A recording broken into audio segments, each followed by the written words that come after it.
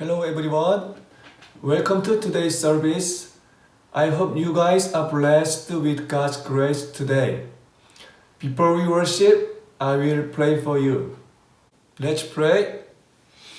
Dear God, thank you for this time. Thank you for allowing us to worship. We are going to worship you now. God, would you please come to us and lead us and give us your grace. I pray in Jesus' name. Amen.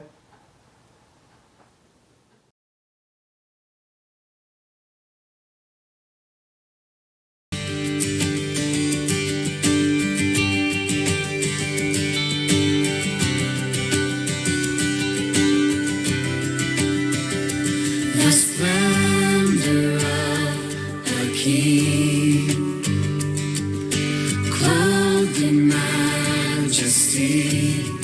Let all the earth rejoice, all the earth rejoice. He wraps himself in light, and darkness tries to hide, and trembles at his voice, trembles at his voice. How great is our God?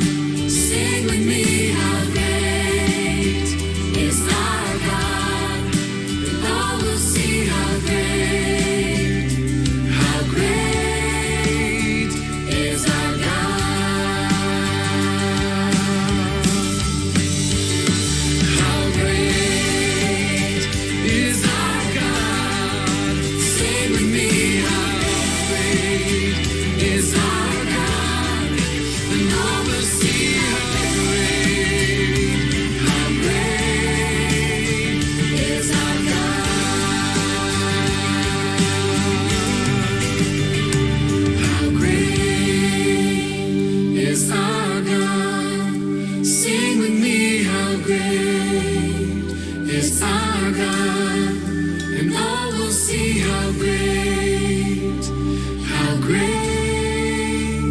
is our God.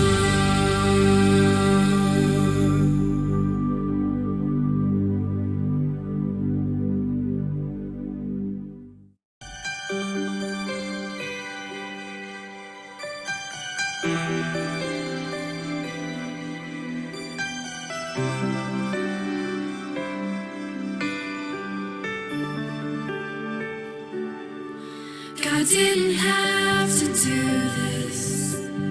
He didn't have to give so much, but he gave it all when he gave his son. Then Jesus came to save us, came to forgive our every sin, and he gave his life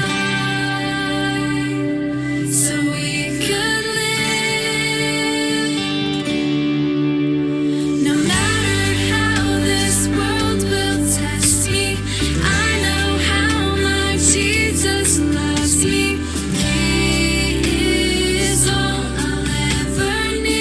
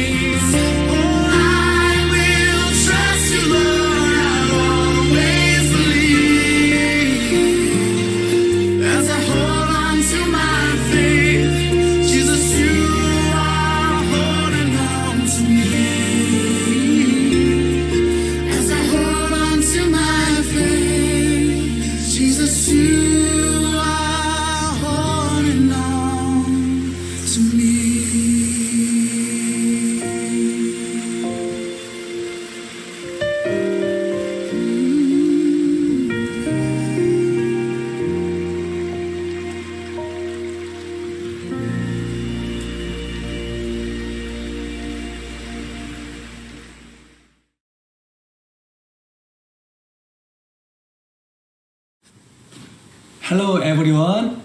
Let's do Apostle Creed. I believe in God the Father Almighty, maker of heaven and earth, and in Jesus Christ, His only Son, our Lord, who was conceived by the Holy Spirit, born of the Virgin Mary, suffered under Pontius Pilate, was crucified, dead, and buried. He descended into hell. The third day he rose again from the dead. He ascended into heaven and sat on the right hand of God the Father Almighty. From thence he shall come to judge the quick and the dead. I believe the Holy Spirit, the Holy Catholic Church, the communion of saints, the forgiveness of sins, the resurrection of the body, and the life everlasting. Amen.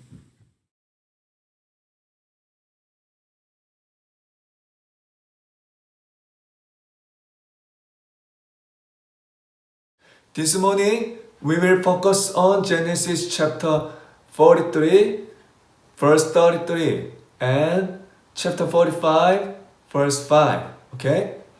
So, can you open your Bible? Let's read the Word of God together. Now then, please let your servant remain here as my Lord slept in place of the boy, and let the boy return with his brothers. How can I go back to my father if the boy is not with me? No, do not let me see the misery that would come on my father. Then Joseph could no longer control himself before all his attendants, and he cried out, "Have everyone leave my presence." So there was no one with Joseph when he made himself known to his brothers.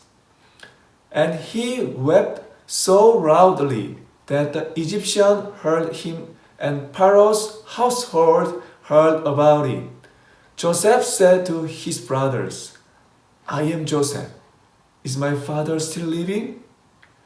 But his brothers were not able to answer him, because they were terrified at his presence.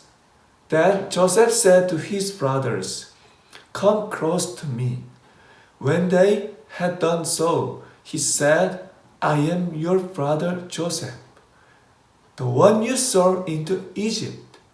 And now do not be distraught and do not be angry with yourselves for selling me here, because it who to save lives that God sent me ahead of you." Joseph's brother went down to Egypt 2 times before they immigrated with the whole family in Egypt. In the first time, Joseph's brothers went down to get grain in Egypt, for the famine was in the land of Canaan. But Joseph didn't send Benjamin, who was Joseph's younger brother, for he feared that harm might happen to him. Joseph was governor over the land. He was sold to all the people of the land. When Joseph saw them, he recognizes them. But Joseph's brothers didn't recognize him, right? So that's why Joseph didn't reveal himself to them. And he tested them by telling them bring their youngest brother to Egypt, so that he took Simon from them and bound him before their eyes. Then they necessarily loaded their donkeys with their grain and departed. When they came back the land of Canaan, they said, "What happened to them?" But when Joseph saw them, there was no Simon. Jacob said that, "Where is my son Simon?" They said, "Simon is still in Egypt, because the man said us, If we do not bring him up there, he will think we are spies.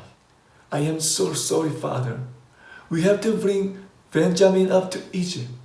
Jacob said, No, I will never do that. You have braved me of my children. Joseph is no more, and Simon is no more. And now you would take Benjamin. All this has come against me. This time is best chance of looking God to Jacob, okay? But he was terrible and evil was falling on himself alone. And he was angry. Jacob denied situation and delayed it. However, God was working on that. The famine was severe in the land. God put pressure on Jacob's house in Canaan once again due to famine in order to accomplish his will. Jacob said to them, Go again, buy us a little food. But Judah said to him, We cannot go without Benjamin, because the man solemnly warned us to bring him. Jacob refused to listen to his sons when they first spoke to him, and for months he refused to go to Egypt in search of Simon.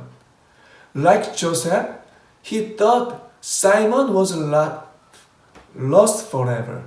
However, in the providence of God, the famine moved Jacob's heart. Jacob allowed that take Benjamin and go again to the man, and he said, May God Almighty grant you mercy before the man, and may he send back your other brothers and Benjamin. And as for me, if I am very good of my children, I am very good. He reluctantly gave permission. He was almost lifeless with grief, and Jacob was not very hopeful of a happy outcome, even though Jacob said, My God, may God Almighty grant you mercy.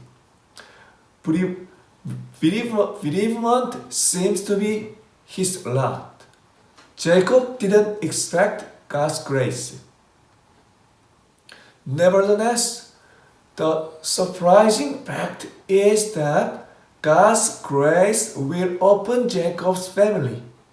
I would like to say that even we are desperate situation, we must expect God's grace.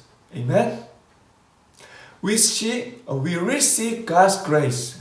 When Joseph's brothers arrived with Benjamin back to Egypt, they were invited to feast at his residence, but they misinterpreted Joseph's intention because they didn't realize why they had been singled out from all the other famine victims buying food. They felt guilty. Genesis chapter 43 verse 18 said, It is because of the money which was replaced in our sacks the first time that we are brought in, so that he may assert us and fall upon us to make us servant and seize our donkeys. However, the situation was different to their thought. They had brought into Joseph's house and gotten water, and they had washed their feet, and their donkeys ate fodder. They could not believe this situation went worried. Joseph's brother marvels at the hospitality they received. The funny thing is Joseph, his brothers, and the Egyptian each sit down and eat food. Brothers are sitting in order of age and eating with the governor of Egypt, although it was not yet known to brothers that he was their brother. Joseph decided to forgive his brothers for what they had wronged to him and show him great favor. At first they had fears and concern of guilty. However, contrary to their concern, they are treated with kindness and are rejoicing and enjoying delicious food. This is the grace of God. I realized here so many people overcome with guilty that they felt distant from God. They come out to God under pressures of guilty. Therefore, sometimes when we come out God, we don't feel joy and freedom in our life. This will bring us very bad influence. For said, rejoice always. In 1 Thessalonians chapter 5, verse 16. Do you know, children of God must rejoice always. But if we rejoice always, we must forgive our sins by Jesus' blood. Joseph's brothers were forgiven for their sins by Joseph because of they truly repented of their last sins. Genesis chapter 42, verse 21. In truth, we are guilty concerning our brother, in that we saw the distress of his soul when he begged us and we didn't listen. We can see Judah's compassion. He said, "What shall we say to my Lord? What shall we speak? God has found out guilty of your servant. Now, therefore, please let your servant remain, instead of the boy as a servant to my Lord, and let the boy go back with his brothers." Judas made no excuse and did not try to shift the blame to Benjamin. He said they were all the fault, and Judah showed a sacrificial attitude. Judah and his brethren were changing, and a repentant heart was making a difference. Joseph saw it. Joseph is unable to restrain his emotions, so that he said, "Make everyone go out from me." So no one stayed with him. He cried. He cried. He wept aloud, so that the Egyptians heard him, and the household of Pharaoh heard him. "What's that? Someone is crying?" Joseph could not stop crying. Joseph spoke in Hebrew to his brothers, "I am Joseph." They were so frightened that they almost collapsed. "Joseph, did you hear that? Is our brother still alive? I can't believe that."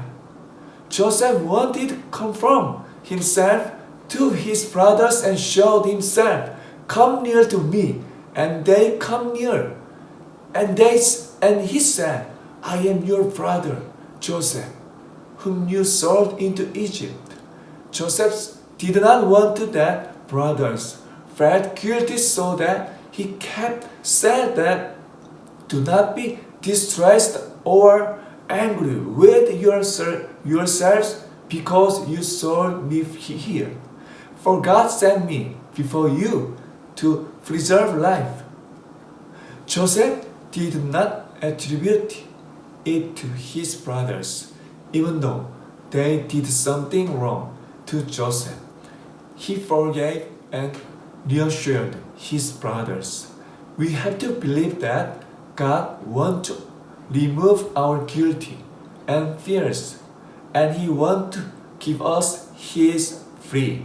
Amen. Matthew chapter 11 verse 28. Come to me, all who labor and are heavy laden, and I will give you rest.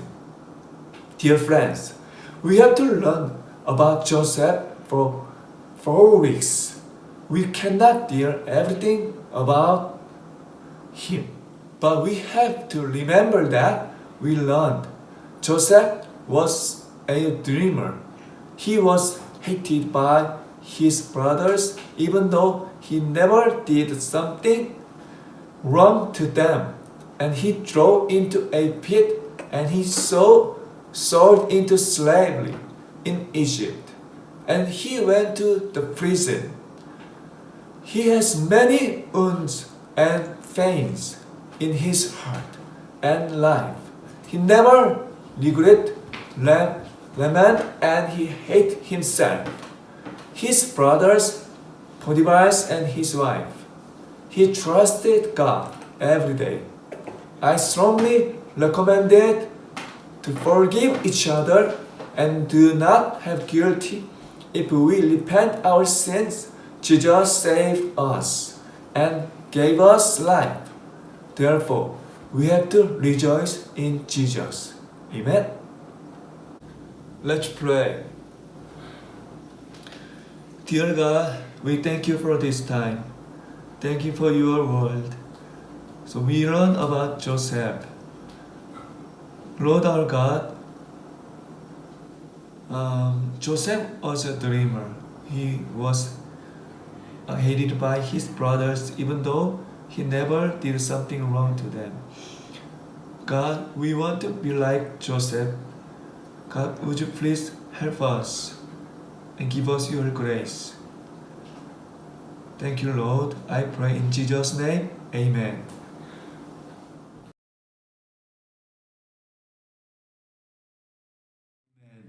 Now let's do the Lord Prayer. Our Father, which art in heaven, hallowed be thy name.